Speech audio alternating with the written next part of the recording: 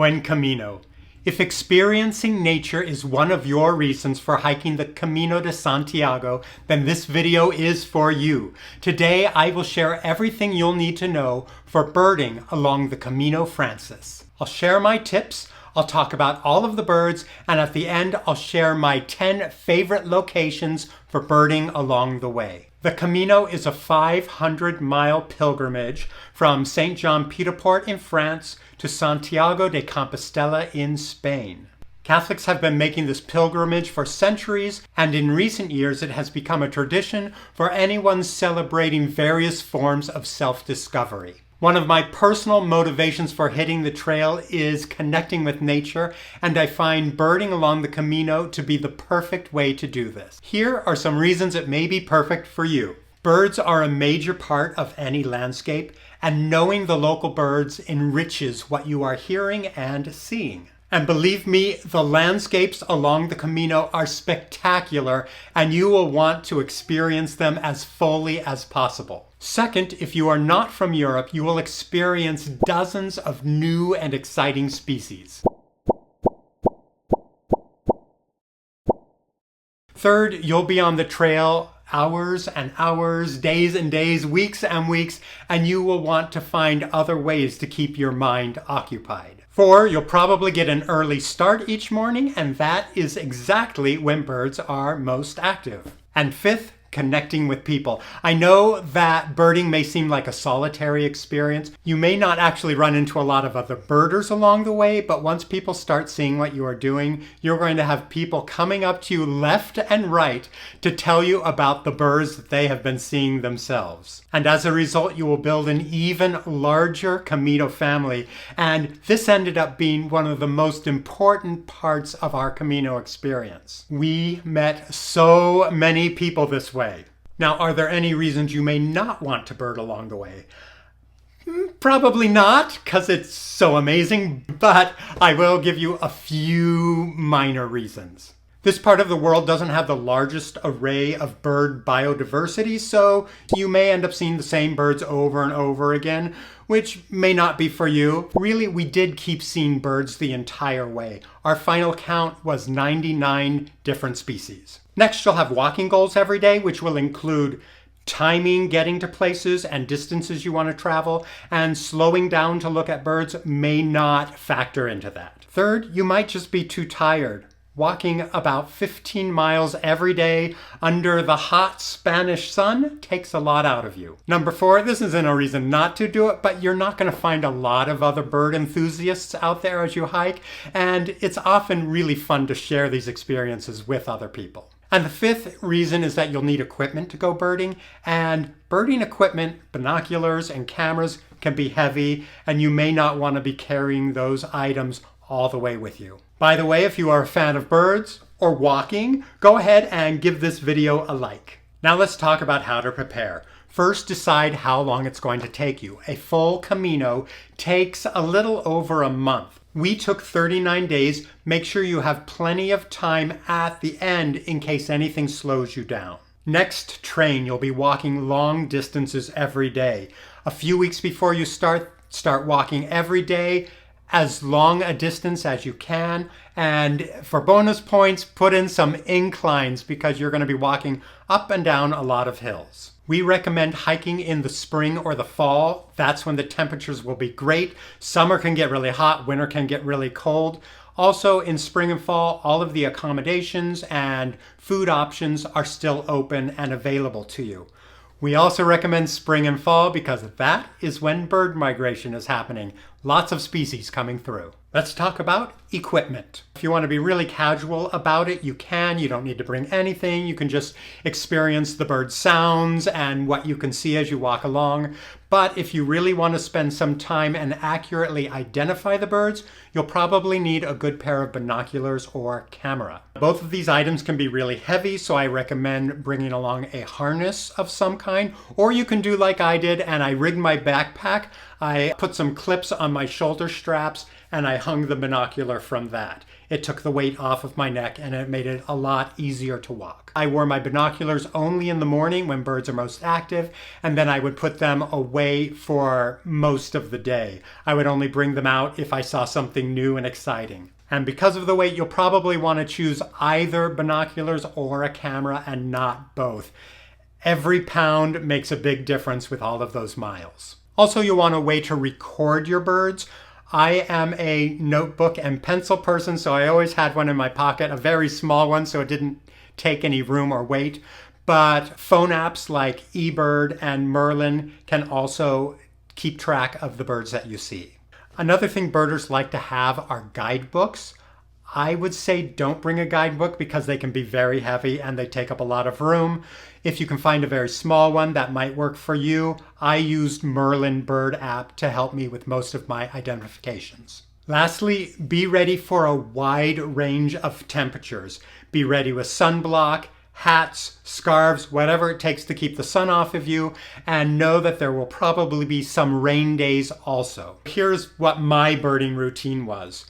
Because we would leave before sunrise every morning, I would start with my binoculars and I would look for birds along the way. We'd usually start out fairly slow so that we could do this.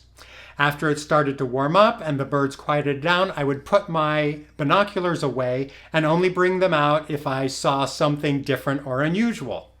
Now then they would stay in the backpack. We would arrive at our next location, and after we checked into our room and we ate dinner, then often I would go out birding again. I would find a local park or forest and head out and see what I could find. You'll pass through several distinct regions along your walk, and each one of them will have its own unique set of species. The first region you'll pass through are the Pyrenees, the mountains, so a very different set of birds there. Next, you'll hit the rolling hills of the Navarre region and La Rioja. These are farming with vineyards and really beautiful areas. Third, you'll hit the long, flat, hot section known as the Meseta. And to finish up, you'll end up in the rugged hills of the Galicia region. Now let's talk about the birds. Now, a fun fact, the Iberian Peninsula has 40 species of bird that are not seen in the rest of Europe. Some of them are endemic, some are near endemics, and some are birds that come across from northern Africa at certain times of the year. So if you are not familiar with this region, you may have an opportunity to see some birds that you won't see anywhere else. Now, whether you are a serious birder or a casual birder, here are the birds that you're going to see the most. The bird that I saw the very most was a tie between the Eurasian blackbird and the house sparrow. You are definitely going to see those along the way. Coming in very close was the European serin. Right at their little feathery tails were the Eurasian blackcap, the European goldfinch, and the European greenfinch. After that, I had a lot of robins, the common chaffinch, Eurasian magpie, carrion crow, and western house martin. These next birds were also quite common. Black redstart, Eurasian wren, white wagtail, common wood pigeon, common swift, common nightingale, corn bunting, plus a variety of tits, including the Eurasian blue and the great, a variety of larks, mostly the crested, and a variety of warblers. Most often, although heard and not seen, was the Sette's warbler. My favorite less common birds include the Eurasian hoopoe, the red-billed chough, Iberian chiffchaff, Iberian green woodpecker, the little owl, European bee-eater, Eurasian griffin, yellowhammer, European stonechat, booted eagle, common cuckoo, and finally white stork. Now the white stork is one you'll probably notice. There are some towns you come and you'll see them up on tops of the churches and buildings, and they are really quite impressive. I will be putting this entire list in the description below. And finally, I will talk about my 11 favorite, there's a bonus, so I'll talk about my 11 favorite hot spots along the way. First of all, the Pyrenees. Coming across the Pyrenees, that first day is a long, difficult hike, but it'll be worth your time to take a stop and look around. You'll see some of the griffins up in the sky, you'll see choughs, you'll see a variety of birds bouncing around all over the grasslands up there. Really a gorgeous place to start birding. Your first night, you'll probably stay in Roncesvalles. I had some great birding leaving Roncesvalles as I passed through the woods. Now, there is a birding center in Roncesvalles, and it is open from July 1st to the end of November, and it is free. So if you happen to be hiking at that time of year, it might definitely be worth a stop to check that out. Third, the fields leaving Pamplona. As we exited the city of Pamplona, there's some beautiful agricultural fields there, and that's where I started to see Zitting cisticula, and there were quail that you could hear in the grasses. It was really a great place. 4 and 5 are before and after Logroño. Before Logroño, you will hit a wetlands.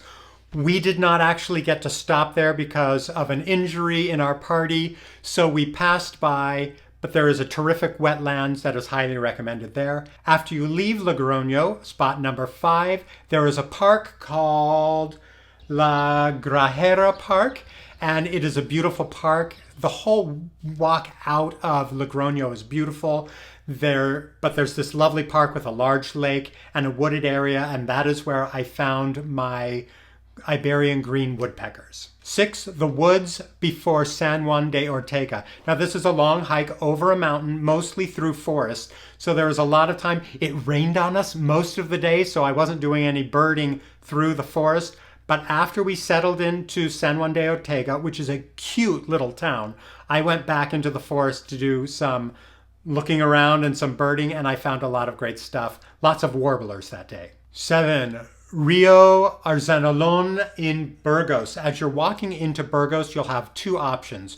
One is to take a more industrial path through miles and miles of factories, or you can take a slightly longer path along the river. That is what we chose, and the whole way along the river is beautiful, and I was able to do a lot of birding there. 8, the Canal de Castilla, just before Fromista. You're in a hot, dry part of the world here, and so the canal with its water is a great source for birds, and we would find lots of reed warblers and other birds like that along this canal. Number 9, I'm going to have to read my note because these were tongue twisters for me. Between the towns of Santibáñez de Valdeiglesias and San Justo de la Vega, there is an area in the hills where there are a lot of cliffs. And nesting in those cliffs, I found a lot of bee eaters and a lot of larks along that way. It was a really nice place to bird. 10, there was a wooded area between Campona Raya and Cacabelos, and I found a lot of birds in the trees there. 11, you'll hit the lovely town of Puerto Marin. It is on a large river with lots of trees around. It's a great place to go birding. 12, this one is a bonus. You will finish your hike in Santiago de Compostela. You'll see the cathedral there. It's an amazing emotional experience like nothing else I've ever experienced. But if you want to do a little more birding, what you can do is continue the Camino. There is a Camino that continues from there all the way to the coast. It's about 2 or 3 days, and there you will hit Finistre. There you hit the ocean, and of course, along with the ocean will be a whole new set of seabirds and shorebirds, and let's see, things such as gulls and gannets and shags, and I am going to do this the next time I do the Camino. For your convenience, I have included a map of all of these locations plus a list down below in the comments. Now, whether you are a casual birder or an avid birder, I hope that this video will come of some use to you in your birding quest. If you are a non-birder, be sure to keep your eyes to the skies and in the bushes. I am absolutely positive that you will come across some form of bird that will pique your interest. The Camino Francés in northern Spain has so much to offer for everyone, and I hope that this video gives you just one more reason to love it. Buen camino.